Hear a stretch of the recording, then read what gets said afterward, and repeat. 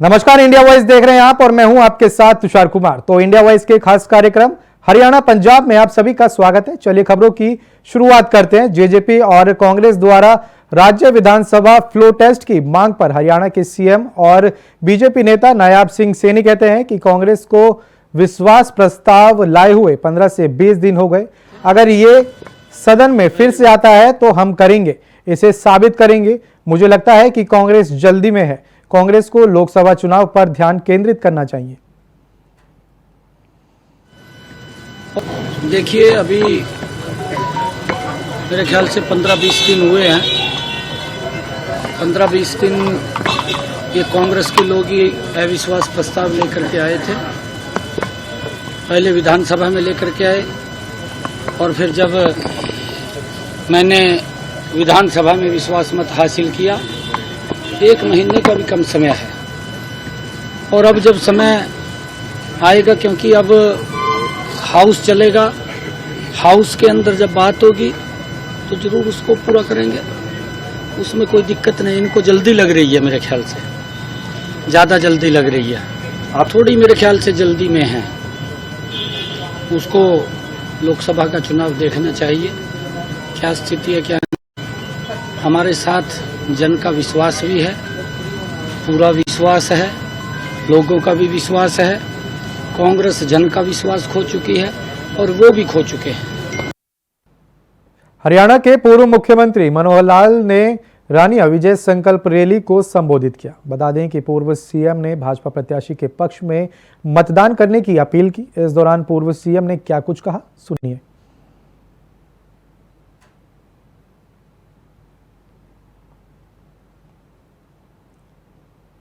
हम जानते हैं कि पिछली बार कांग्रेस केवल 52 सीटों पर जीती थी और जो यूपीए है उनके सहयोगी दल मिला के 91 सीटें थी। और अगर एनडीए की बात करें तो 343 सीटें एनडीए की थी। अब 343 से हम तो 400 मांग रहे हैं, आशा करते हैं 400 मिलेंगी। लेकिन वो लोग जो सिर्फ 91 सीट पर थे, वो खाली राज करने के आंकड़े तक भी पहुंचे, 272 पहुंचना पड़ेगा। किसी भी कारण से वो तो 2 गुना से ज्यादा चाहते हैं, हम तो 343 से 400 मतलब केवल 57 सीट ज्यादा करना चाहते हैं।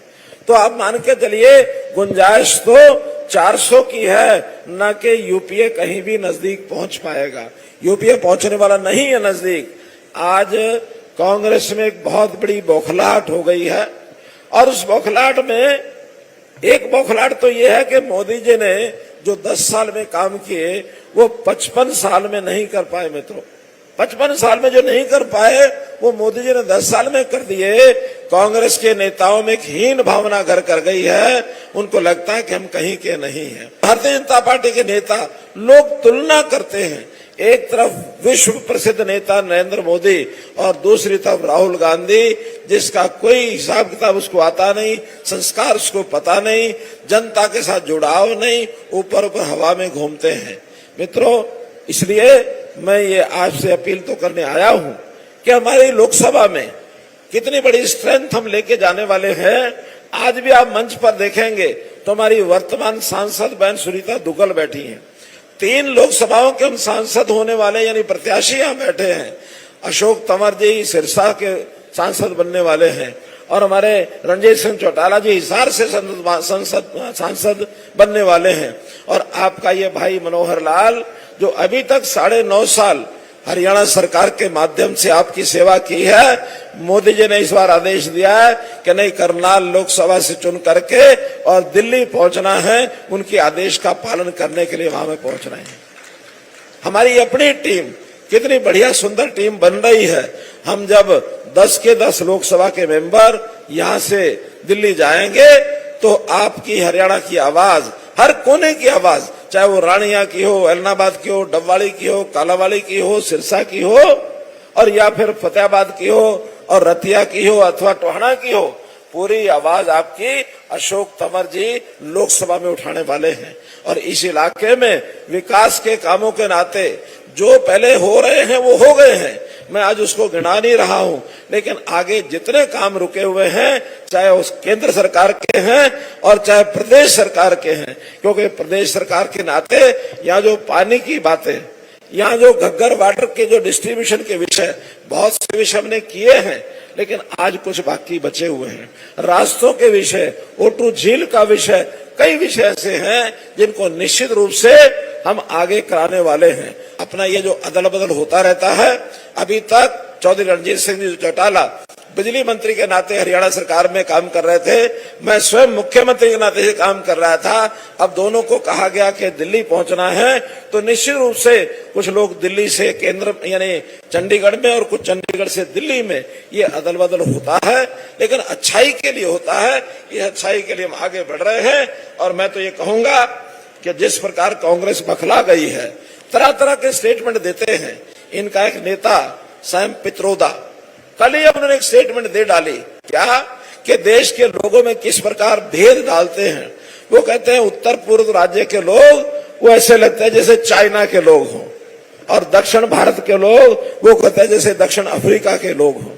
यानी जिसको ये समझ नहीं है, इस देश के लोग आपस में एक हैं, भारतीय हैं। हमारी एकता, इस एकता को तोड़ने के लिए कांग्रेस के मंसूबे ये सामने आ रहे हैं। 370 धारा का मतलब यह है कि देश का कोई भी कानून जो होगा वो जम्मू कश्मीर में तब तक लागू नहीं होगा जब तक वहां की विधानसभा उसको पास न कर दे। यानी देखो कितना उल्टा काम, पहले केंद्र सरकार पास करेगी, फिर जम्मू कश्मीर चाहेगा तो लागू करे, नहीं तो नहीं।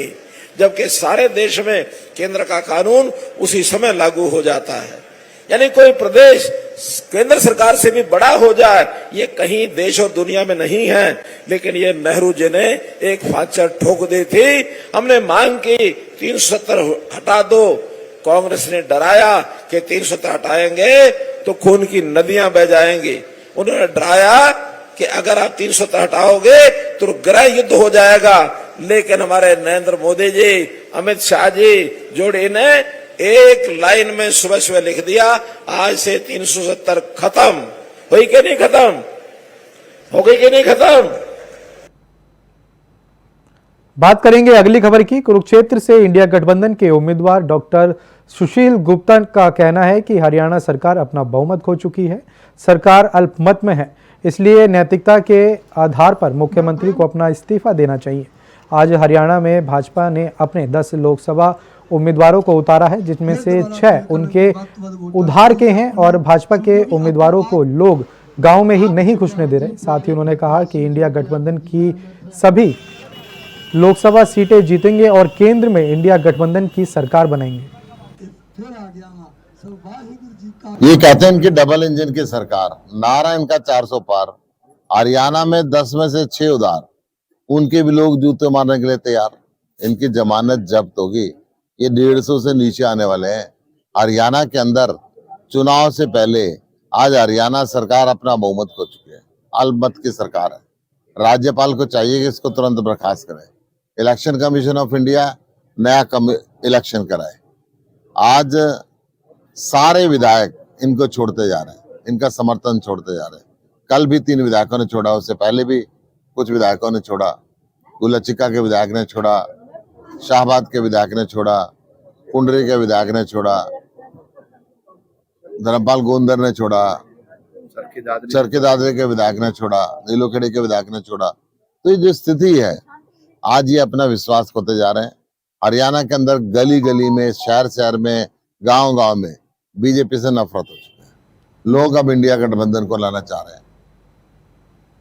बात करेंगे अगली खबर की। हरियाणा के पूर्व गृह मंत्री अनिल विज ने कांग्रेस के सैम पित्रोदा द्वारा गत दिवस दिए गए बयान की कड़ी आलोचना करते हुए कहा कि सैम पित्रोदा ने जो कल अपना ज्ञान बांटा है, उनका अर्थ यही है कि हिंदुस्तान का कोई भी ओरिजिनल लोग नहीं थे। साथ ही उन्होंने कहा कि कोई अरब से आया था, कोई चीन से आया था, कोई यूरोप से आया हुआ था, जबकि इसका पता नहीं है कि हिंदुस्तान सबसे पुरानी सभ्यता है। साथ ही उन्होंने कहा कि यहाँ तो कांग्रेस की थ्योरी ही है कि हिंदुस्तान को बांटो और राज करो।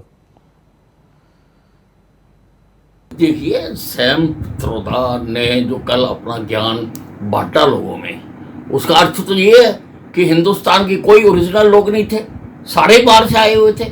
कोई अरब से आया था, कोई चाइना से आया था, कोई यूरोप से आया था, जबकि इनको पता नहीं है कि हिंदुस्तान सबसे पुरानी सभ्यता है।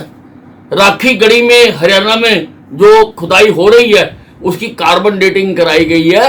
8000 साल पुरानी विश्व में सबसे पुरानी सभ्यता हिंदुस्तान की है। और अभी जो कंकाल मिले हैं उनका डीएनए भी कराया जा रहा है। रिपोर्ट आएगी तो पता लगेगा भी क्या थे, कौन थे, किस डीएनए से उनका मेल खाता था। ये तो हिंदुस्तान को कांग्रेस की बांटो और राज करो थ्योरी है। और जैसे पित्रोदा जी ने कहा है, कल मैंने पहली बार राहुल गांधी की और प्रियंका गांधी की फोटो निकालकर देखने की कोशिश की कि पित्रोदा के फार्मूले के अनुसार ये क्या है, तो उसमें राहुल गांधी तो साउथ अफ्रीका का लगता है और जो प्रियंका है वो यूरोप की लगती है। फिलहाल समय हो चला एक छोटे से ब्रेक का, फौरन लौट रहे हैं। तो ब्रेक के बाद एक बार फिर से स्वागत है आपका। चलिए खबरों का सिलसिला आगे बढ़ाते हैं। जागरण के लिए बनी पार्किंग से बाइक चोरी करने वाले अंबाला पुलिस ने 2 शातिर चोरों को गिरफ्तार किया। बता दें कि इन्होंने न सिर्फ बाइक चोरी की बल्कि उन चोरी हुई बाइकों पर कई वारदातों को भी अंजाम दिया। बता दें कि आरोपियों की पहचान गगन और लवली अरोड़ा के रूप में हुई है। इस दौरान पुलिस ने आरोपियों के खिलाफ मामला दर्ज करते हुए आगे की कार्रवाई शुरू कर दी है। 16/3/2024 को खाटू श्याम जागरण था। उस जागरण के जब चल रहा था तो उस समय यहाँ पार्किंग बनाई हुई थी, यहाँ शिव मंदिर, जो रामबाग शिव मंदिर है उसके सामने। वहाँ से ये मोटरसाइकिल 2 व्यक्ति हैं जो गगन और लवी अरोड़ा के नाम से, ये मोटरसाइकिल चोरी करके ले गए थे। उसके बाद इस मोटरसाइकिल पे इन्होंने 6-7 वारदात किए हैं। अभी ये अम्बाड़ा पटियाला जेल में बंद थे, वहाँ से प्रोडक्शन वारंट पे हम इनको लेकर आए हैं। इनसे पूछताछ की है, मोटरसाइकिल जीरकपुर थाने में बरामद की जा चुकी। कहाँ के रहने वाले? ये एक तो पहले तो ये 2015 में तो यहाँ रामनगर में ही गंडेहा कॉलोनी में रहता था किराए पे, और अब ये जीरकपुर में रह रहा है, और दूसरा मलोट डिस्ट्रिक्ट मुक्तसर में रहता है।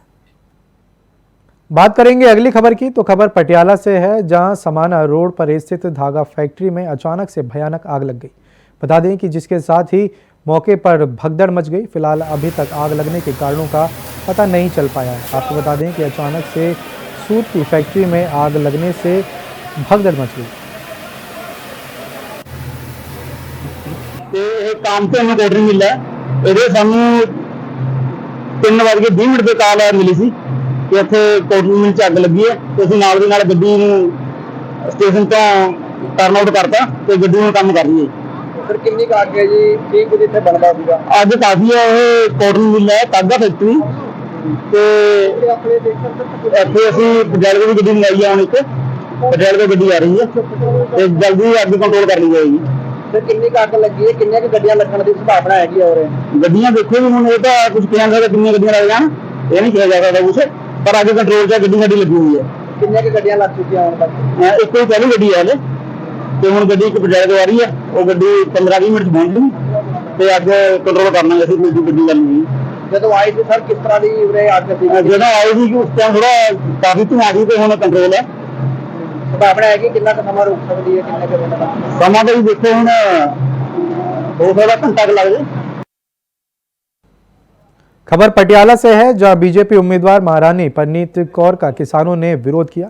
बता दें कि किसानों की तरफ से पटियाला का देवगढ़ सड़क जाम कर उन्होंने प्रदर्शन किया गया। साथ ही पटियाला पुलिस की तरफ से भारी सुरक्षा बल भी तैनात किया गया। बता दें कि महारानी परनीत कौर के काफिले को किसानों की तरफ से झंडी दिखाकर मुर्दाबाद के नारे भी लगाए गए। इस दौरान मीडिया से बात करते हुए किसानों ने कहा कि केंद्र सरकार और महारानी परनीती कौर के कारण हमारे किसानों की मौत हुई।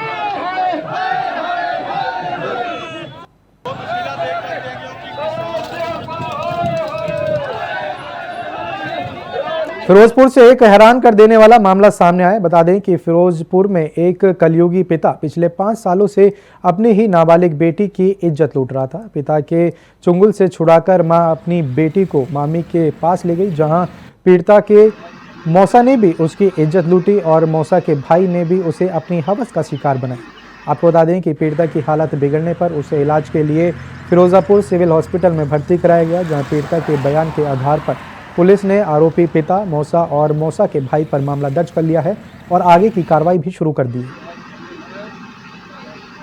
ਇਹਦੇ ਵਿੱਚ ਇੱਕ ਲੜਕੀ ਵੱਲੋਂ ਬਿਆਨ ਸੀਗਾ ਵੀ ਮੇਰੇ ਫਾਦਰ ਨੇ ਤੇ ਮੇਰੇ ਬ੍ਰਦਰ ਹੈ ਤੇ ਮੇਰਾ ਜਿਹੜਾ ਫੁੱਫੜ ਹੈਗਾ ਉਹਨੇ ਮੇਰੇ ਨਾਲ ਰੇਪ ਵਗੈਰਾ ਕੀਤਾ ਹੈ ਤੇ ਜਿਹਦੇ ਸੰਬੰਧ ਦੇ ਵਿੱਚ ਅਸੀਂ FIR ਨੰਬਰ 38 5/7/2024 ਨੂੰ 376 ਦੀ 354/20 ਦੀ ਤੇ ਨਾਲ 6 ਪੋਸਕੋ ਐਕਟ ਦੇ ਨਾਲ ਅਸੀਂ FIR ਲੌਂਚ ਕੀਤੀ ਹੈਗੀ। ਸੋ ਲੜਕੀ ਦਾ ਅਸੀਂ ਮੈਡੀਕਲ ਕਰਾਇਆ ਗਿਆ ਤੇ ਉਹਦੇ 164 ਦੇ ਬਿਆਨ ਕਰਾਏ ਗਏ। 2 ਅਸੀਂ ਅਕਿਊਜ਼ਡ ਨੂੰ ਹਲੇ ਅਸੀਂ ਫੜਿਆ ਗਿਆ। ਸੋ ਜਿਸ ਤਰ੍ਹਾਂ ਕਾਰਵਾਈ ਅੱਗੇ ਚੱਲੀ ਜਾਏਗੀ ਉਸ ਹਿਸਾਬ ਨਾਲ ਤੁਹਾਨੂੰ ਅੱਗੇ ਦੱਸ ਦਾਂਗੇ। अपराध शाखा मानेसर की टीम ने गैंगस्टर लॉरेंस बिश्नोई गैंग के शार्प शूटर सौरभ उर्फ सुंडा को पुलिस ने एनकाउंटर कर गिरफ्तार कर लिया। आरोपी ने मानेसर में 2 लोगों को और रोहतक में भी एक युवक की हत्या के मामले में वंचित है। साथ ही आपको बता दें कि आरोपी पर 5,000 रुपये का भी इनाम रखा गया था। इस दौरान ASP वरुण दहिता ने बताया कि बुधवार सुबह 4:30 बजे अपराध शाखा मानेसर ने प्रभारी ललित कुमार को सूत्रों के माध्यम से ये सूचना मिली थी कि मानेसर और रोहतक में एक हत्या के आरोपी मुख्य इनामी हथियार के साथ किसी वारदात को अंजाम देने की फिराक में ताबूड़ की तरफ से गांव बड गुजर से होकर जा रहे हैं। इसके बाद पुलिस ने अलग अलग टीमें गठित की, जिसके बाद पुलिस ने इस कार्रवाई को अंजाम दिया। ये पिछले साल 16 जून की घटना है, 16 जून 2023 की, जिस दौरान एक पचगांव स्थित वाइन शॉप के ऊपर कुछ आरोपियों द्वारा फायरिंग करी गई थी, जिसके दौरान 2 व्यक्तियों की वहीं पर मौके पर डेथ हो गई थी और कुछ अन्य लोग घायल हो गए थे। उस संबंध में चलते जो एक मोस्ट वांटेड क्रिमिनल सस्पेक्ट जो उस वारदात को अंजाम देने में था, सौरभ उर्फ सांडू को पकड़ने में गुड़गांव पुलिस क्राइम ब्रांच ने सफलता प्राप्त करी है। सौरभ उर्फ सांडू बुराखेड़ी का निवासी है जो चरखी दादरी डिस्ट्रिक्ट के अंदर आता है और ये मोस्ट वांटेड और इनामी अपराधी था और काफ़ी ज़िलों से जैसे कि चरखी दादरी, रोहतक, गुड़गांव, झज्जर से ये वांछित अपराधी है। इसको पकड़ने में सफलता प्राप्त करी है और आज एक मुठभेड़ के दौरान इसको पकड़ने में सफलता प्राप्त करी है और मौके से ही इससे एक पिस्टल और एक मोटरसाइकिल भी बरामद करी गई है। अंबाला शहर में पिछले कई सालों से विकास कार्य बजट की आस में अधूरे पड़े हैं। इन अधूरे पड़े विकास कार्यों का जायजा लेने के लिए आज ULB टीम अंबाला शहर नगर निगम पहुंची। बता दें कि कई घंटों तक चली इस मीटिंग में कई मुद्दों को लेकर चर्चाएं हुई। हालांकि इस पूरी प्रक्रिया के दौरान टीम ने मीडिया से दूरी बनाई रखी। महावीर पार्क और जो हमारा नौरंगाई तालाब है उनकी जो भी प्रोग्रेस है उसको देखने के लिए एंड उनके फ्यूचर प्लान बनाने के लिए उस टीम का यहाँ पे आज विजिट हुआ था। उसके अंदर खामियां, एक तो इंक्वायरी ऑलरेडी चल रही है जो पहले काम हुआ था, आज की विजिट है वो इन फ्यूचर वहाँ पे क्या हो सकता है, किस तरीके से उसको कंप्लीट कर सकते हैं, किस तरीके से नए प्रोजेक्ट ला सकते हैं, ब्यूटिफाई कर सकते हैं, उसका स्कोप देखने के लिए भी है। काफी समय हो गया है, कार्य अभी तक पूरा नहीं हुआ है, कब तक उम्मीद है कि कार्य पूरा होगा? वेल, हमारी टेंडर प्रोसेस कंप्लीट हो चुकी है। इमीडिएटली आफ्टर MCC हम वर्क ऑर्डर दे देंगे जो बचा हुआ काम है उसकी फिनिशिंग के लिए। तो शहर के मुख्य प्रोजेक्ट अधूरे पड़े हैं। कौन से प्रोजेक्ट्स की आप बात कर रहे हैं? क्या प्रोजेक्ट है या फिर कम्युनिटी सेंटर का है, महावीर पार्क है या तालाब है, इन सब का टेंडर हो चुका है। सिर्फ प्रॉपर्टी आईडी के लिए लोगों को धक्के खाने पड़ते हैं, उसके लिए क्या कुछ किया गया? मैडम, इतने सारे कैंप्स लगाए गए हैं ड्राइव। अगर किसी तरह का कोई इशू है, कई बार कंप्लेनेंट की ओर से भी इशू आ जाता है कि रिक्वायर्ड डॉक्यूमेंट जो यहाँ पे मेजर प्रॉब्लम जो मैं देख रही हूँ, कई बार रजिस्ट्री नहीं होती है, तो उस तरह की प्रॉब्लम्स होती है, उनको हम आराम से सॉर्ट आउट करवाते हैं। स्टाफ बड़ा ही कोऑपरेटिव तरीके से हेल्प कर रहा है लोगों की। जो भी लोग हमारे पास में आते हैं हम उनकी प्रॉब्लम का टाइमली निदान करते हैं। Thank you. कुरुक्षेत्र संसदीय क्षेत्र से भारतीय जनता पार्टी के प्रत्याशी नवीन जिंदल ने आज अपने कलायत दौरे की शुरुआत ट्रैक्टर से चांदना गांव पहुंचकर की। बता दें कि उन्होंने तीतरम में शहीद भगत सिंह की प्रतिमा पर माला अर्पण कर उन्हें नमन किया। साथ ही जिंदल ने इस अवसर पर युवाओं को प्रोत्साहित किया कि वे स्वस्थ रहकर अपनी ऊर्जा सकारात्मक कार्यों में लगाएं। उन्होंने हरियाणवी में भाषण देकर लोगों को एहसास दिलाया कि वे उनके बेटे भाई की तरह सदैव सेवा समर्पित हैं। ये चुनाव आना रहे हैं, 25 महीने चुनाव है और आपने मेरा भी है। मैं 10 साल आप लोगों ने मैंने सेवा का मौका दिया और मैं बाबूजी से, आपके कईयों के साथी रहे हैं, स्वर्गीय ओम प्रकाश जिंदल जी से प्रेरणा लेकर मैं उनके नक्शे कदमा पे बचपन तक उनके नक्शे कदमा पे चलना चाहूंगा। मेरे मन में यही थी कि मैं देश के लिए मैं बहुत कुछ करूं। तो 10 साल जो है कुरुक्षेत्र संसदीय क्षेत्र में काम तक जुड़े 2009 में, उससे पहले भी मैंने काम किया, जो सरकारी स्कीमें थी वो भी करी, और उसके अलावा अपनी तरफ से भी घर घर के अंदर शौचालय बनाना, युवाओं के लिए खेल की किटें, जिम का सामान, क्योंकि मैं हमेशा ये चाहूं कि मेरे नौजवान साथी जो है नशे से दूर रहे और अपनी सेहत बनाने पे ख्याल रखें। क्योंकि जब आदमी युवा हुआ है उसके अंदर ऊर्जा बहुत हुआ है, वो खड़ा करना ऊर्जा करेगा, या तो खेला में करेगा या उल्टे कामों में करेगा। तो इसलिए उसके लिए युवाओं के लिए बहुत कुछ किया। फिर बुजुर्गों के लिए कई मेडिकल कैंप, कई आंखों के ऑपरेशन, कई मेडिकल वैन भेजना, जितना मैं कर सकूं था मैंने बहुत लगन से सेवा के भाव से किया। फिलहाल के लिए इंडिया वॉइस के खास कार्यक्रम हरियाणा पंजाब में इतना ही। देश और दुनिया की तमाम बड़ी खबरों को जानने के लिए बने रहें इंडिया वॉइस के साथ। नमस्कार।